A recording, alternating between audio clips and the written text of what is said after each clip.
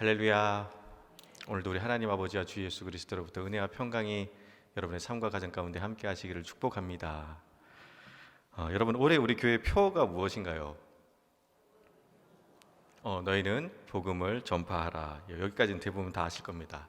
근데 여러분, 이 표 밑에는요 두 가지 실천 지침이 있습니다. 그것은 무엇일까요?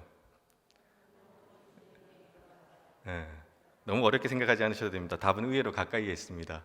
자, 뭐죠? 눈치가 빠른 분은 벌써 찾으셨을 겁니다. 자, 뭐죠?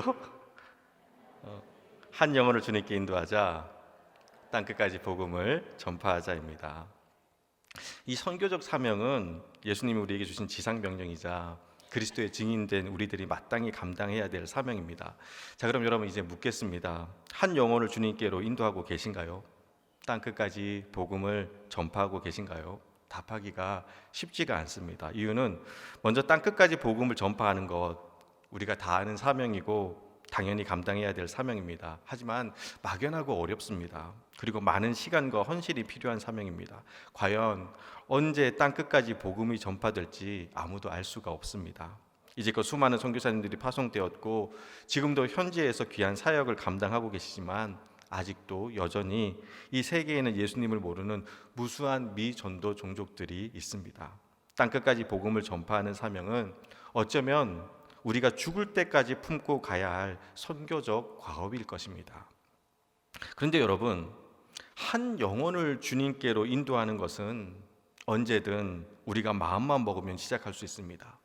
오늘 당장 지금부터 시작할 수 있는 사명입니다. 자, 그럼 이제 다시 묻겠습니다. 여러분, 지금 여러분의 마음에 품고 있는 한 영혼이 있으신가요? 2023년 표 현수막이 걸린 지 여러분 정확히 169일이 지났습니다. 지금껏 우리가 수없이 봐왔지만 늘 무심코 지나쳤습니다. 그런데 얼마 전에 제가 기도하다가 눈을 떴는데요, 한 영혼을 주님께 인도하자라는 이 문장이 너무나 큰 도전과 부끄러움으로 다가왔습니다. 이유는 제 마음속에 한 영혼이 없었기 때문입니다. 교구 목사로서 지금껏 교구 식구들을 위해서 여러 가지 돌봄 사역을 해왔습니다. 아프면 기도해드리고 이사 가시면 신방 가서 함께 예배드리고 또 교제하고 가게를 오픈하면 축복을 빌어주었습니다. 쉬지 않고 열심히 사역을 하고 있다고 자부했습니다. 그런데 한 영혼 한 영혼을 가슴에 품고 살아가지는 못한 것 같은 겁니다. 그날 신목사야, 지금 너 가슴에 품고 있는 한 영혼은 누구냐라고 주님이 물으시는데 대답을 못하겠는 겁니다. 물론 주님, 저는 목사라서 한 영혼만 품으면 안 됩니다. 저에게 맡겨주신 영혼들이 얼마나 많은데 한 영혼이 누구냐라고 물으십니까? 라고 대답할 수도 있었을 겁니다. 근데 여러분, 다 사랑한다는 것은 아무도 안 사랑하는 것이라는 말처럼 다 품고 있습니다라는 말은요, 아무도 안 품고 있습니다라는 말과 똑같은 겁니다. 비록 1시간밖에 안 된다 할지라도 그 1시간 동안 그 사람 때문에 애가 끓어서 주님, 이 사람을 불쌍히 여겨주세요, 제발 좀 도와주세요라고 가슴 절절한 기도가 터져 나오는 사람, 그 사람이 바로 가슴에 품고 있는 한 영혼입니다. 지금 여러분의 마음에, 여러분의 심령에 그 한 영혼이 있으신가요? 그냥 그 사람 생각하면 가슴이 먹먹해지고 그 사람 기도하면 눈에 눈물이 그렁그렁 맺히는 그 한 영혼이 있으신가요? 전도사 시절 아내와 함께 양평에 있는 기도원에 간 적이 있습니다. 그때 당시 어떤 목사님을 만나게 되었는데 그 전까지 일면식도 없었던 전혀 모르는 목사님이신데 그 목사님이 저를 보시면서 대뜸 하시는 말씀이, 신전도사는, 그땐 전도사였으니까요, 신전도사는 나중에 10,000명 목회를 할 거야. 하나님 주시는 인사들이 참 많아 라고 하시는 겁니다. 아무도 아멘 안 하시네요. 괜찮습니다. 저는 자존감도 높고 하존감도 높기 때문에 상처받지 않습니다. 그리고 사실 그때 저 역시도 아멘 못했거든요. 너무나 갑자기 그리고 뜬금없이 하신 말이라 당황스럽습니다. 만약 지금 그 말을 들었다면 굉장히 황홀할 것 같은데 그때는 그 말이 별로 감동도 되지 않았습니다. 이유는 너무나 막연했거든요. 그래도 기분은 참 좋더라고요. 아무튼 그 소리 듣고 그날 저녁 집으로 돌아와서 밥을 먹는데 반찬이 너무 부실한 겁니다. 그래서 아내에게 앞으로 10,000명 목회할 남편인데 반찬 이거 너무 부실한 거 아니냐고 신경 좀 더 쓰라고 말했더니 아내가 조용히 숟가락을 뺏으면서 한 영혼이 천하보다 귀하다라고 말하더라고요. 근데 여러분 그 말이 맞아요. 예수님은 늘 한 영혼에 집중하셨습니다. 제자들을 부르실 때도 수많은 군중들 속에서 뽑으신 것이 아니라 한 사람 한 사람 찾아가셔서 그들과 함께 하시며 제자로 세우셨습니다. 많은 사람들의 찬사보다는 죄인 한 사람이 회개하고 돌아오면 춤추시는 분, 99마리의 양을 남겨두고 길 잃은 한 마리의 양을 찾으러 떠나시는 분, 그분이 바로 예수님이셨습니다. 그런데 목회를 하면서 자꾸 잊어버리는 것이 있는데요, 그것은 바로 한 영혼이 천하보다 귀하다라는 주님의 말씀입니다. 여호와의 구원은 사람의 많고 적음에 달려있지 않다고 말씀하셨지만 많으면 힘나고요, 또 적으면 맥 빠지는 것이 사실입니다. 신학교 졸업하고 충청북도 단양에 있는 덕문고교회라는 곳에서 첫 사역을 시작했을 때 일입니다. 전날 밤에 이사를 하고 다음날 새벽 기도회부터 본격적인 사역이 시작되었습니다. 아무런 정보도 준비도 없이 간 첫 목회지였습니다. 얼마나 설레었고 얼마나 떨렸겠습니까? 새벽 설계지만 새로 부임하고 하는 첫 설교라 성심성의껏 말씀을 준비했고 은혜롭게 잘 전해야지 마음을 다잡고 교회로 나갔습니다. 그런데 교회에 나가보니 연세 드신 권사님 한 분밖에 안 보이는 겁니다. 이상하다 싶어서 5분 정도를 더 기다렸는데 아무도 안 오시는 겁니다. 어쨌든 시간이 돼서 말씀을 전했고 다들 무슨 사정이 계신가 보다라고 생각을 했습니다. 그리고 다음 날도 열심히 말씀을 준비해서 새벽에 나갔습니다. 이번에도 그 권사님 혼자 앉아 계신 겁니다. 이상하다 싶어서 더 안 나오시냐고 물으니까 더 안 나오신대요. 한 명이 전부라는 겁니다. 맥 빠지더라고요. 그런데 어떻게 합니까? 한 명이라도 오셨으니 말씀을 전하고 기도회를 인도해야 되잖아요. 그분 한 분 놓고 말씀을 전한 지 몇 개월이 지나고 나니까 마음이 너무 힘든 겁니다.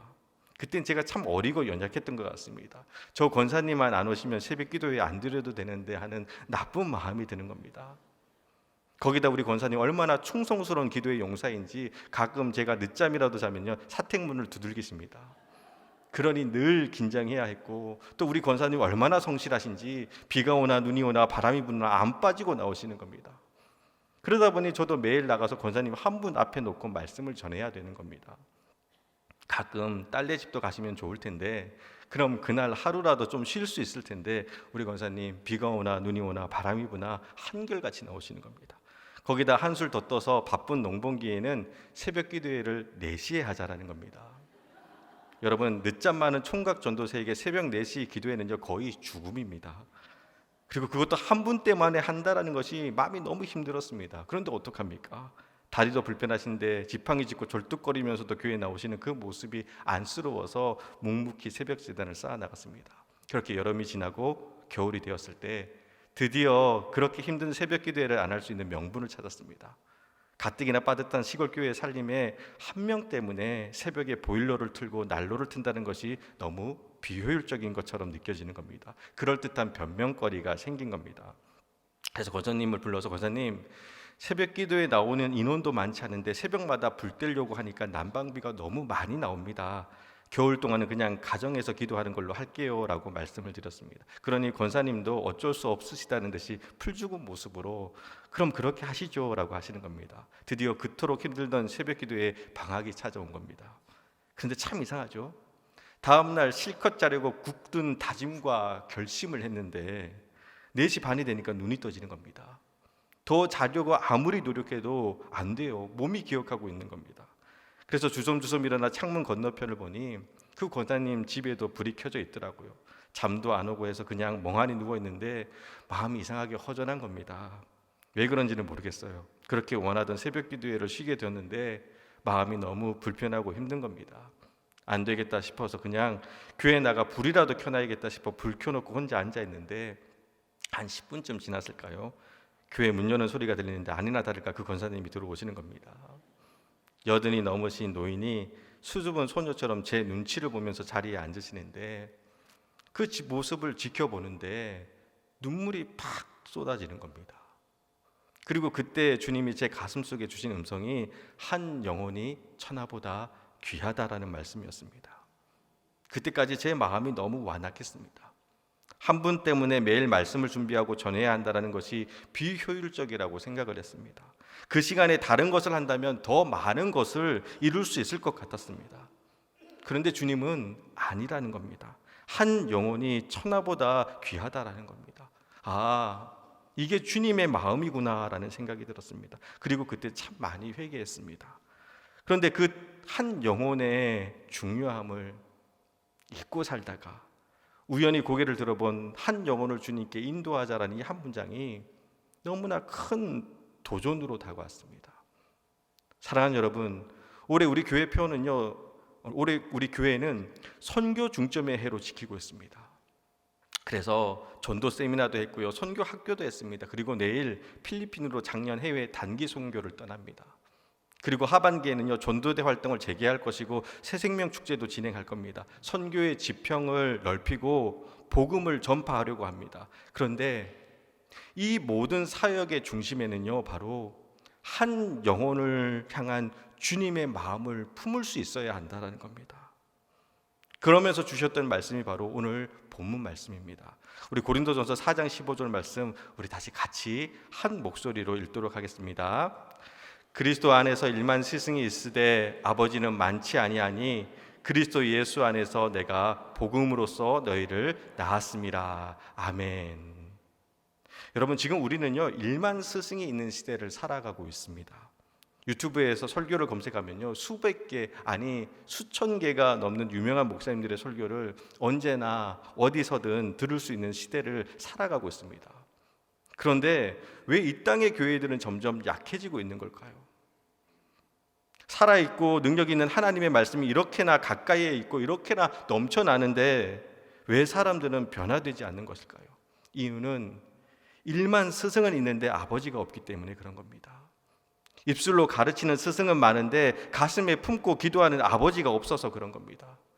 오늘 바울은 말합니다. 일만 스승은 있으되 아버지는 많지 아니하니 그리스도 예수 안에서 내가 복음으로 너희를 낳았습니다.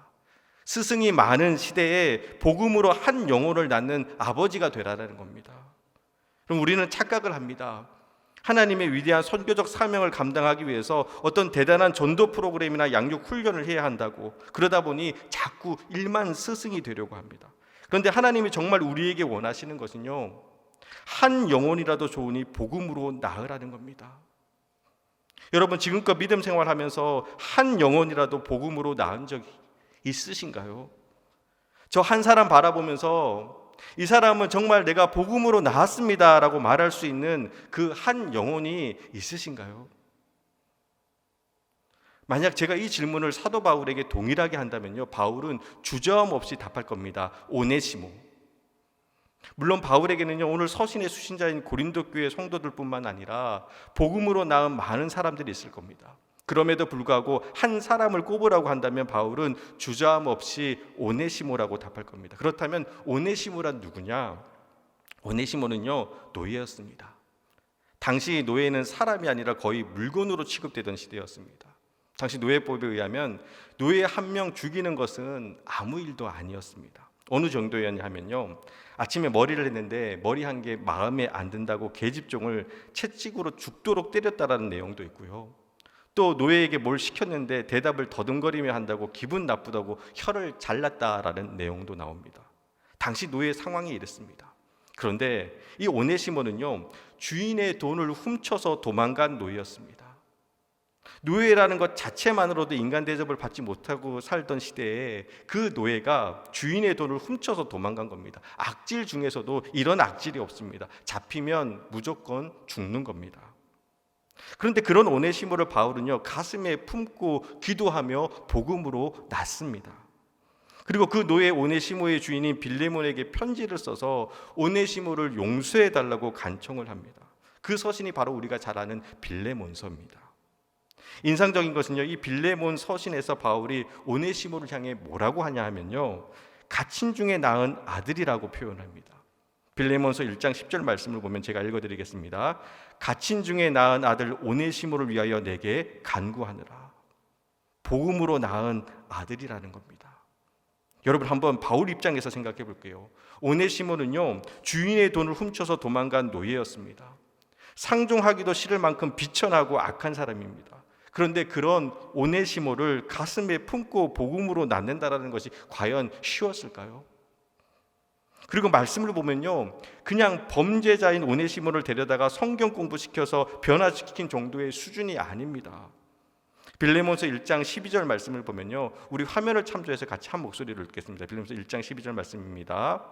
내가 그를 돌려보내니 그는 내 신복이라 하매. 여기서 신복이란 말의 각주를 보면 이제 심장이라고 납니다.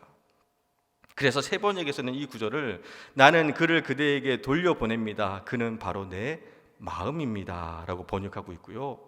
또 공동 번역에서는 나는 그를 그대에게 돌려보냅니다. 그것은 내 심장을 떼어 보내는 셈입니다 라고 번역을 하고 있습니다. 돈 훔쳐서 도망간 노예 오네시모를 향해서 바울은 내 마음이고 내 심장입니다 라고 표현을 합니다. 어떻게 이럴 수 있을까요? 딱 하나입니다. 복음으로 낳았기 때문입니다.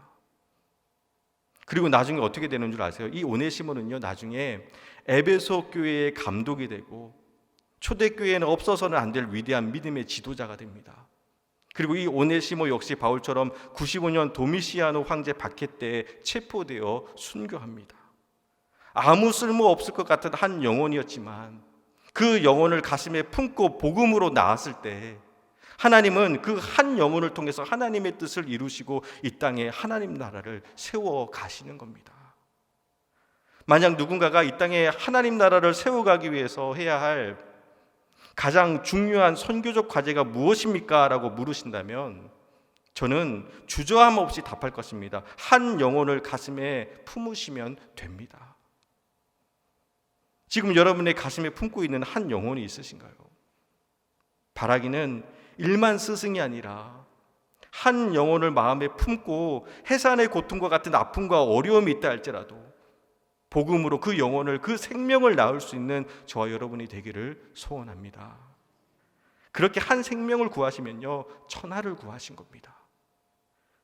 저는 목회자를 대상으로 1:1 양육자 세미나 과정에서 들은 간증입니다. 아이 셋을 둔 아주머니가 있었습니다.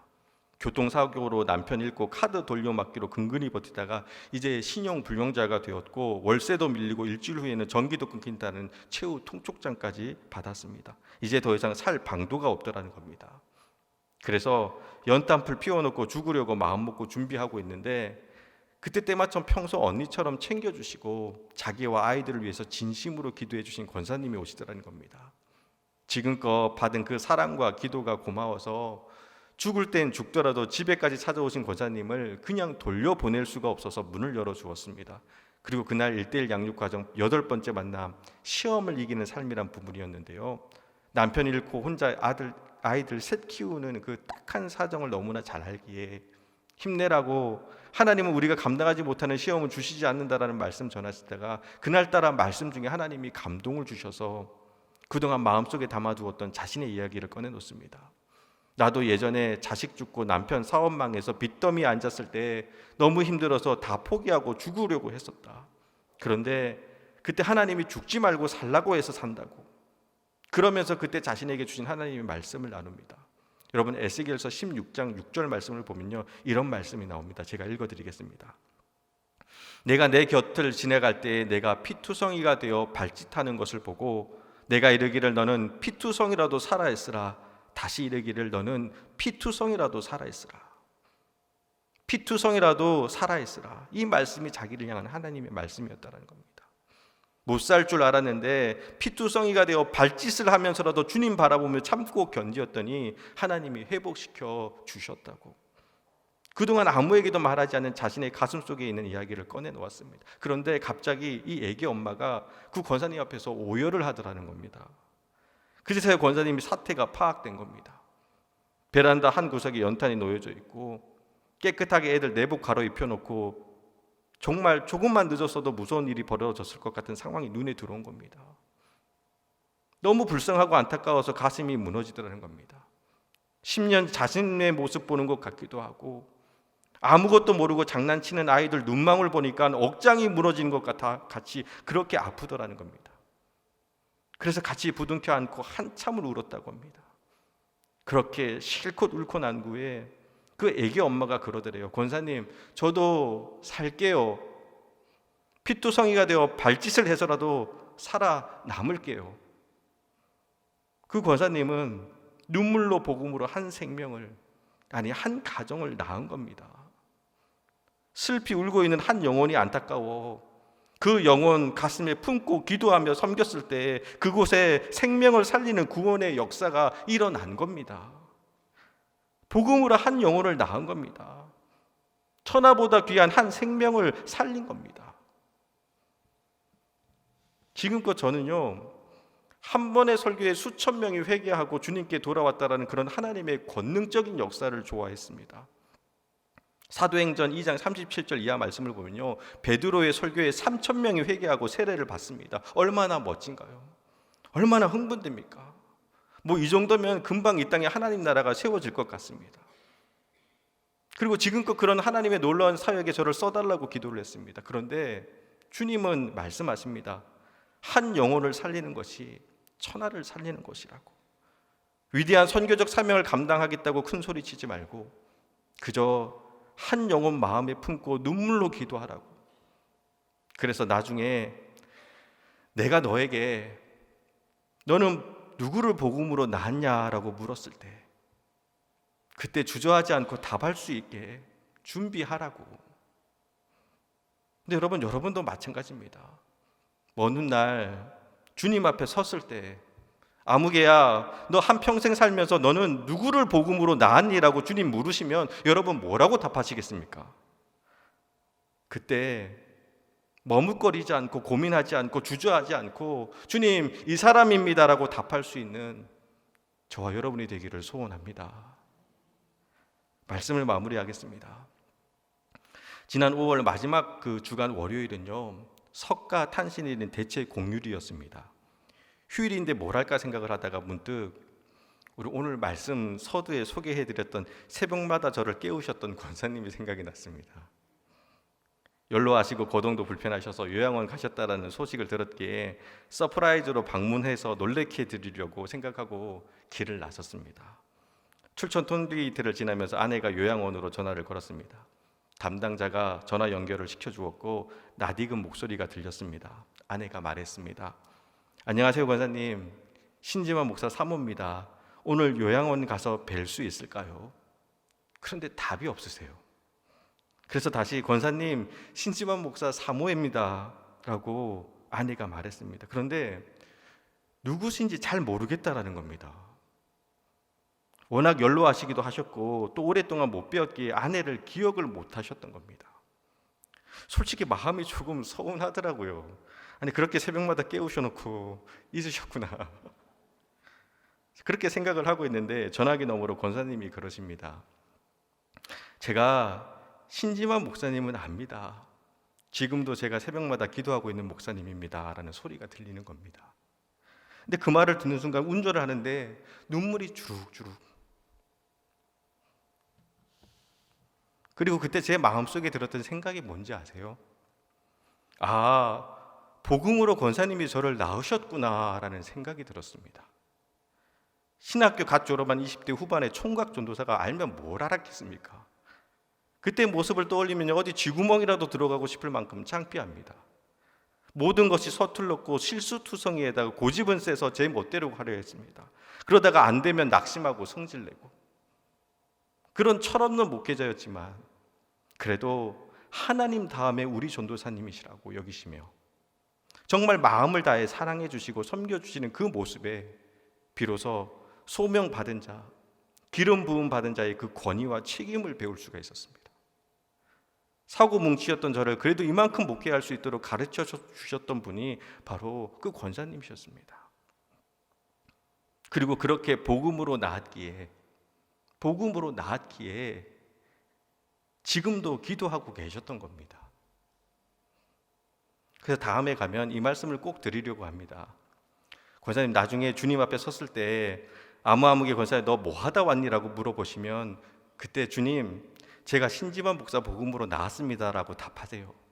그러셔도 됩니다 라고 말씀드리려고 합니다. 그리고 그 말에 부끄럽지 않게 제가 목회하겠습니다.